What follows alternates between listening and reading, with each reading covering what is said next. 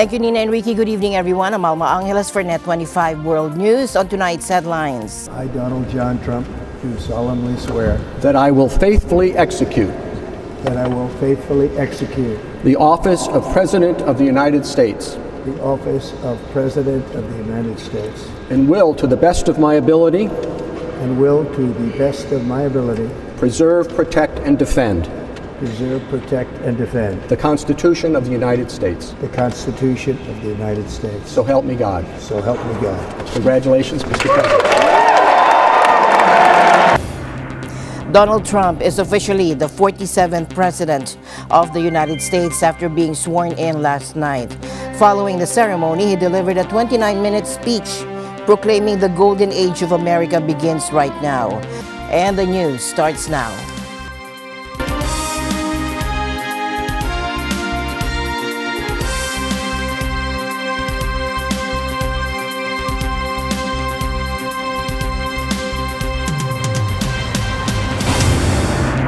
Donald J. Trump has been sworn in as the 47th President of the U.S., marking his return to office after previously serving as the 45th President. Now, this makes him only the second U.S. leader after Grover Cleveland to serve 2 non-consecutive terms. Take a look. Every 4 years here in the United States, the President-elect and the Vice President-elect of the country take oath. This almost 3 months after being voted during general elections. And today, January 20, 2025, Donald Trump took oath as the 47th President of the country. Alongside him is J.D. Vance, who took oath as the 50th Vice President of the United States. Around noon Monday, a victorious Trump stood at the U.S. Capitol Rotunda. With Chief Justice John Roberts administering the swearing-in, 78-year-old Trump took the oath for the U.S. presidency a second time. I, Donald John Trump, do solemnly swear I, Donald John Trump, do solemnly swear that I will faithfully execute the office of President of the United States and will, to the best of my ability, preserve, protect, and defend the Constitution of the United States. So help me God. So help me God. Congratulations, Mr. President. In his inaugural address as the 47th President, he says his presidency would mark the end of America's decline. From this moment on, America's decline is over.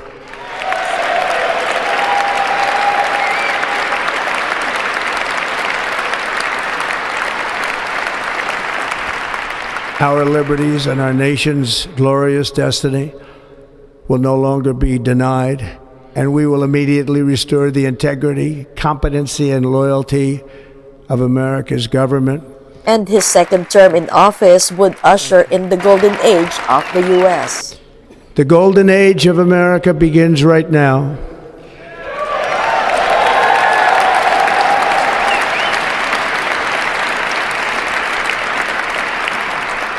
From this day forward, our country will flourish and be respected again all over the world. We will be the envy of every nation, and we will not allow ourselves to be taken advantage of any longer. During every single day of the Trump administration, I will very simply put America first.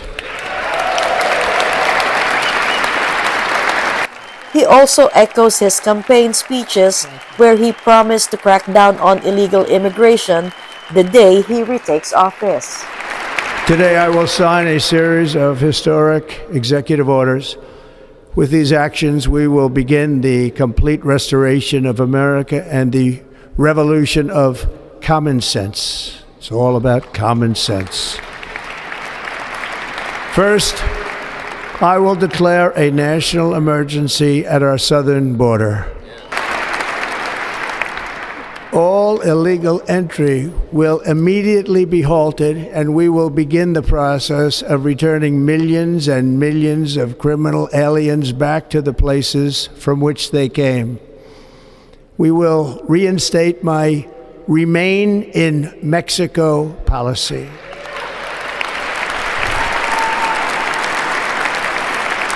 I will end the practice of catch and release. And I will send troops to the southern border to repel the disastrous invasion of our country.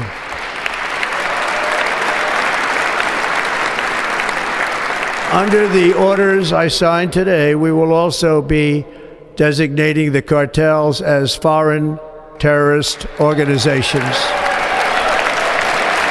Among the things he says he would do, rename the Gulf of Mexico to the Gulf of America, take back Panama, put an American flag on the planet Mars, do away with the electric vehicle mandate so the American auto industry could thrive, and focus on energy sources such as oil, saying drill, baby, drill. He also mentioned the U.S. government would only recognize two genders, male and female. As of today, it will henceforth be the official policy of the United States government that there are only two genders, male and female. The inauguration of Trump capped off his unprecedented political comeback, surviving 2 assassination attempts and a slew of court cases that found him guilty of 34 felonies. The inauguration ceremony and related events were moved indoors because of below freezing temperatures. The swearing-in ceremony was done in the Capitol Rotunda. Thousands of Trump supporters gathered at Washington, D.C.'s professional sports arena. They watched on the Jumbotron the swearing-in of the president. After the events at the Capitol, Trump and his entourage joined the waiting crowd at the Capital One Arena to celebrate his return to the White House. Later in the day, true to his word, Trump signs his first round of executive orders. Notable among them were the rescission of 78 Biden-era executive actions, orders, and presidential memoranda, the withdrawal from the Paris Climate Treaty, and the full pardon of over 1,500 people involved in the January 6, 2021 assault on the Capitol. Rosel Feria, Washington, D.C. for NET25 World News. President Trump arrived fresh from the Oval Office, where he signed a series of executive actions. Among them, nearly 1,600 pardons connected to the January 6th Capitol riots. Now, many of those granted clemency are expected to be released within hours. Take a look. The first item that President Trump is signing is the... U.S. President Donald Trump signed a flurry of executive orders Monday after he was sworn in, swiftly imposing his will on the U.S. government and signaling a major departure from his Democrat predecessor, Joe Biden. He first signed a number of them in front of a crowd at Capital One Arena in Washington, then continued to do so in front of reporters at the Oval Office. Pardons and commutations relating to events that occurred on January 6, 2021. Okay, and how many people is this? I think this order will apply to approximately 1,500 people, sir. So this is January 6th. These are the hostages. Approximately 1,500 for a pardon. Yes. Full pardon. Full pardon or commutations? Full pardon. We have about 6 commutations in there where we're doing further research. Nice to see you again.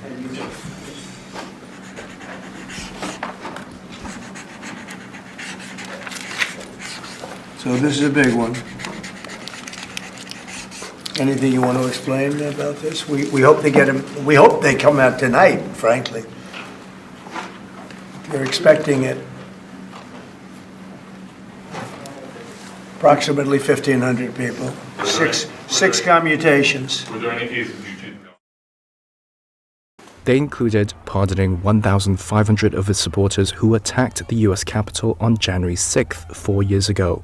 We hope they come out tonight, frankly.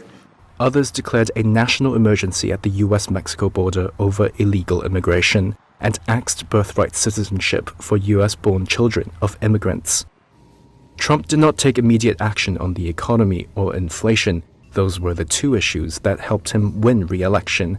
But he talked of imposing tariffs on Canada and Mexico in the near future.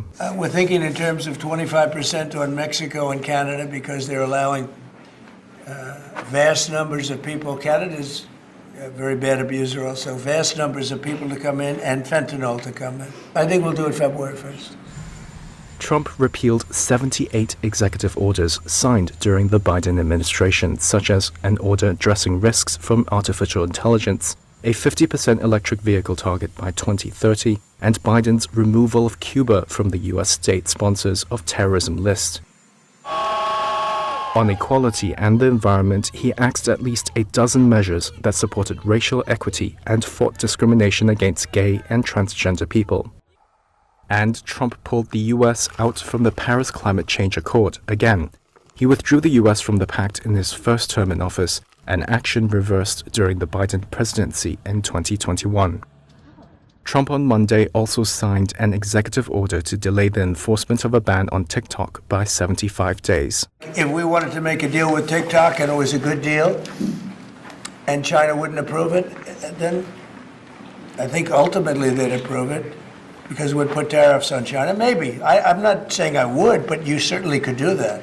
Trump also froze hiring in the federal government and ordered its workers to return to office full-time. And sources say Trump's transition team asked more than a dozen senior diplomats to step down from their roles as part of a broader plan to replace nonpartisan civil servants with loyalists. On the same day, Joe Biden issued presidential pardons for members of the January 6 Congressional Committee. Donald Trump doubled down on his promise to pardon many of those involved in the Capitol riots. Moments after taking the oath of office, President Trump vowed clemency for his supporters who attacked the U.S. Capitol and law enforcement. So this is January 6th. These are the hostages. Approximately 1,500 for a pardon. In one of his final acts in office, former President Joe Biden issued preemptive pardons for members of Congress who investigated the January 6 attack, their staff and police officers who testified publicly. The House January 6 committee leaders clarified the pardons were granted not for wrongdoing, but for upholding the law. Biden also extended clemency to Dr. Anthony Fauci and former Joint Chiefs Chairman Mark Milley, both vocal critics of Trump. Milley's portrait was notably removed from the Pentagon walls after Trump's inauguration. You know, what's going on? Why are we doing this? Why are we trying to help a guy like Milley? Why are we doing Milley? He was pardoned. What he said, terrible what he said. Why are we helping some of the people? Why are we helping Liz Cheney? I mean, Liz Cheney is a disaster. She's a crying lunatic and crying Adam Kinzinger. He's a super crying. I never saw the guy not crying. He's always crying. This morning on his way out the door, President Joe Biden issued a series of preemptive pardons. It's a very unusual move.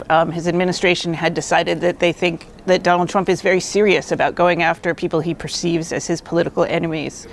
And so the folks that have been pardoned include Trump's former Joint Chief of Staff, Milley, Anthony Fauci, who was so influential during the COVID era, also Congress members who had investigated the Jan 6 attacks, and police officers and other people who had testified in that investigation. The U.S. president does have very, very broad pardon powers. It is unusual for someone to preemptively pardon like this. Last time that a president really did this in sort of a broad way was when Jimmy Carter preemptively pardoned people who had been drafted but had refused to serve in Vietnam. Whether or not these pardons will fully protect these people, if Donald Trump does decide that he or his administration want to go after them, is unclear. Presidential pardons only apply to federal crimes. Former President Biden also pardoned family members, including his sister Valerie and brothers Francis and James. The latter had been accused of making false statements during investigations into the president's son, Hunter Biden. Biden dismissed these probes as baseless and politically motivated. As President Donald Trump takes office for his second term, already making waves with plans to meet Russian President Vladimir Putin. When asked by a reporter about the upcoming meeting, Trump confirmed that talks are in the works. When are you going to be talking to Vladimir Putin? Who? Do you plan to meet President Putin, sir? I'll be meeting with President Putin. When do you think? I don't know. I can't. It's being set up. What your first trip for that might be, sir? Zelensky wants to make a deal. I don't know if Putin does. He might not. I don't know. He should make a deal. I think he's destroying Russia by not making a deal. I think Russia's going to be in big trouble. You take a look at their economy. You take a look at the inflation in Russia. So I would hope. I got along with him great, and I would hope he wants to make a deal. Mr. President, are you keeping U.S. sanctions on Russia until he makes a deal? Well, sanctions or tariffs. I think the word tariff is much better because it keeps your dollar stronger. Meanwhile, Russian President Vladimir Putin congratulated President Trump on his inauguration and expressed his openness to dialogue on Ukraine and nuclear arms. Their statements about wishing to restore direct contacts with Russia, suspended by the previous administration. We've heard his commitment to do everything to prevent World War III. Of course, we welcome this approach and we congratulate the newly elected President of the United States on his inauguration. We have never been against dialogue. We have always been ready to maintain peaceful relationship. We would like to see the dialogue built upon equality and mutual respect. Ukrainian President Volodymyr Zelensky also congratulated Trump and highlighted the potential for peace in the ongoing conflict in Ukraine. He is a strong person. I wish President Trump and all of America success. Ukrainians are ready to work together with Americans to achieve peace, real peace. This is an opportunity that must be seized. The world is watching closely as these leaders consider their next moves. Meanwhile, President Ferdinand Marcos Jr. expressed his eagerness to work closely with U.S. President Donald Trump as he congratulated him on his inauguration. In a statement, he said, "Congratulations to POTUS at Real Donald Trump and to the American people on another peaceful transfer of power in their nation's nearly 250-year history. I look forward to working closely with you and your administration." President Trump signed an executive order that ends birthright citizenship for the children of illegal immigrants. Now, this is part of a series of border-related measures he's taking to overhaul U.S. immigration policy and strengthen border security. This next order relates to the definition of birthright citizenship under the 14th Amendment of the United States. That's a good one. Birthright. That's a big one. What about that one? Supporters and opponents of the order disagree over the meaning of the 14th Amendment, which states all persons born or naturalized in the United States and subject to the jurisdiction thereof are citizens of the United States and of the state wherein they reside. Some legal experts argue that this action amounts to a constitutional change and can't be made through executive order. It's expected that civil rights groups and immigration activists will challenge the move in court.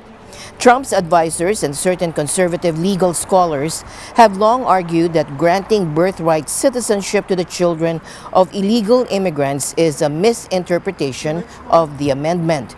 The executive order states that birthright citizenship does not automatically apply to persons born in the U.S. under certain conditions, such as when a mother was unlawfully present in the U.S., or when a mother's presence was temporary under a visitor, student, or tourist visa, and the father was neither a U.S. citizen nor a lawful permanent resident. An emboldened Donald Trump marked his return to the presidency on Monday by declaring a golden age of America.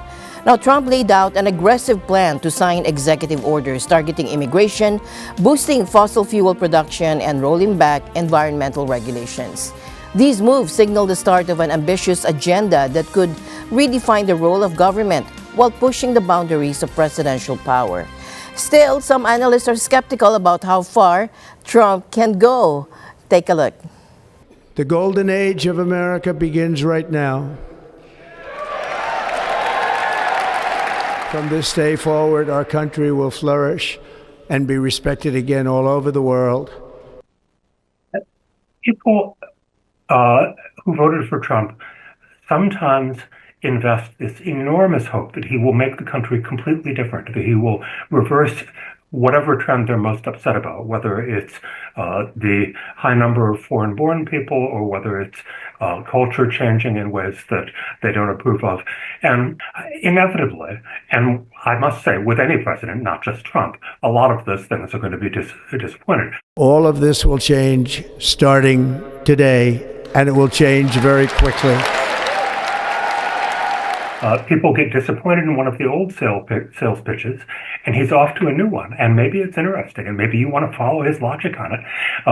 And so even people who have been disappointed on a number of the past things, he gets the hook, like a great salesman, to intrigue them about what if this began to happen? Have you ever considered that America might, be off to new heights in this thing you've never even thought about? And before long, again, he's got their attention. He is the great attention getter. A landslide in Indonesia's central Java city of Pekalongan killed 16 people and injured 10. An official at the country's disaster agency and police said today. Now, the landslide was triggered by heavy rains in the area. An official at the country's regional disaster mitigation agency, Bergas Katurasi, told news channel Kompas TV. The search for those missing has been hampered by rain. Landslides are frequent in Indonesia, especially in the rainy season, and the risk of landslides is often increased by deforestation and small-scale illegal mining operations in remote districts. A strong earthquake rattled southern Taiwan early today, leaving 27 people with minor injuries and causing some structural damage. The 6.4 magnitude quake struck just after midnight, centered about 24 miles southeast of Chiao County at a depth of 6 miles, according to Taiwan's Central Weather Administration. The USGS registered it slightly lower at magnitude 6. In Tainan, rescuers pulled 6 people, including a 1-month-old baby, from a collapsed house. Thankfully, all survived with only minor injuries. Meanwhile, the Zhuwei Bridge along a provincial highway was damaged, and reports of moderate damage have come in from Chiayi and Tainan. Taiwan's fire department also reported a fire at a printing factory in Chiayi. Crews extinguished the flames. No injuries were reported. In other incidents, 3 people were rescued after being trapped in elevators, 2 in Tainan and 1 in Chiayi. Despite the intensity, no fatalities have been reported, but authorities continue to survey the damage. Meanwhile, a large fire broke out in a commercial building near a famous tourist landmark, the Chutenkaku Tower in Osaka in western Japan. The fire broke out on the first floor of a 5-story building, and 26 emergency vehicles have been deployed to the site. Public broadcaster NHK reported, citing local police and fire departments. No other details, including whether there were any casualties, were available. Meanwhile, a deadly fire tore through an 11-story ski resort hotel in northwestern Turkey early Tuesday, killing at least 10 people and injuring 32 others. The blaze broke out around 3:30 a.m. on the restaurant floor of the Grand Kartal Hotel at Bolu's Kartalkaya Ski Resort. The hotel, housing 234 guests at the time, caught fire during the start of a nationwide school holiday, a popular period for skiing trips from Istanbul and Ankara. TV footage showed flames engulfing the wooden exterior and bed sheets tied together, hanging from upper floor windows. Interior Minister Ali Yerlikaya confirmed the rising death toll and said over 250 responders tackled the fire. Investigators are working to determine the cause. And the news continues here on NET25. We'll be right back.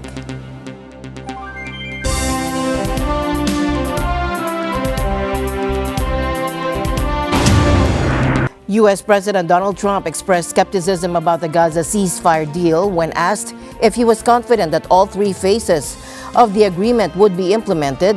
Speaking to reporters in the Oval Office as he signed executive orders, Trump said the densely populated Palestinian enclave looked like a massive demolition site and that it had to be rebuilt in a different way. How confident are you, Mr. President, that you can keep the ceasefire in Gaza and conclude the 3 phases of the deal? I'm not confident. That's not our war, it's their war, but I'm not confident. But I think they're very weakened on the other side. Do you support the three-state Gaza, solution? boy, I looked at a picture of Gaza. Gaza is like a massive demolition site. That place it's really got to be rebuilt in a different way. Do you plan to help in rebuilding Gaza? I might. You know, Gaza is interesting. It's a phenomenal location. On the sea, best weather. You know, everything's good. It's like some beautiful things could be done with it, but it's very interesting. But some fantastic things could be done with Gaza. How do you see the future in governance for Gaza? Well, it depends. I can't imagine you could have, well, you certainly can't have the people that were there. Most of them are dead, by the way, right? Most of them are dead. But they didn't exactly run it well. Run viciously and badly. So you can't have that. Hamas announced its plans to release more hostages held in Gaza on Saturday, following earlier reports suggesting the release might happen a day sooner. Over 90 hostages are expected to be freed in the coming weeks under a ceasefire agreement reached with Israel earlier this month. And this deal aims to bring an end to the 15 months conflict in Gaza.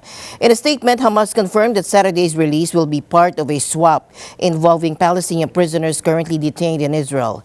The agreement includes a 6-week initial ceasefire, a gradual withdrawal of Israeli forces from Gaza, and the exchange of hostages for Palestinian detainees. Initially, Nahed al-Fakhuri, head of Hamas prisoners' media office, mentioned the hostages would be released on Sunday. South Korean President Yoon Suk-yeol appeared in court today for his impeachment trial, facing allegations tied to his brief attempt to impose martial law. Yoon, dressed formally, told the Constitutional Court he was committed to democracy and pledged to answer any questions. 대한민국에서 국회와 언론은 대통령보다 훨씬 강한 초갑입니다.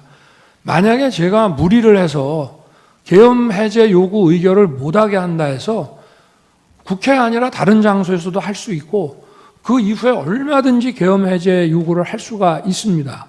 The trial stems from a December 14 parliamentary vote to impeach Yoon, accusing him of violating his constitutional duties. And this follows his December 3 martial law declaration, which was quickly overturned by lawmakers. Yoon's lawyers argue the impeachment is a political move by opposition parties misusing their majority power.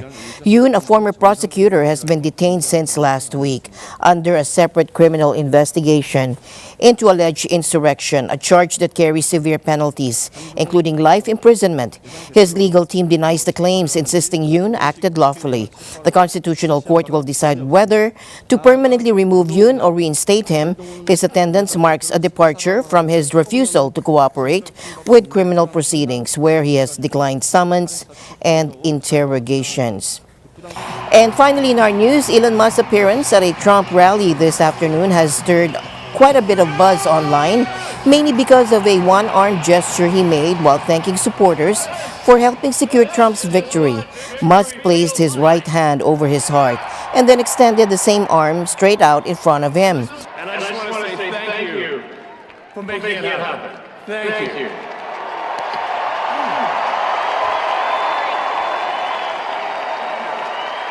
My heart goes out to you. Some users on X, the social media platform Musk's own, quickly pointed out that the gesture resembled a Nazi salute. In response, Musk took to X the backlash, saying, "Frankly, they need better dirty tricks. The everyone is Hitler attack is so tired." And with that, we end tonight's broadcast. For everyone here on NET25, I'm Alma Angeles. Thank you for joining us. Good night.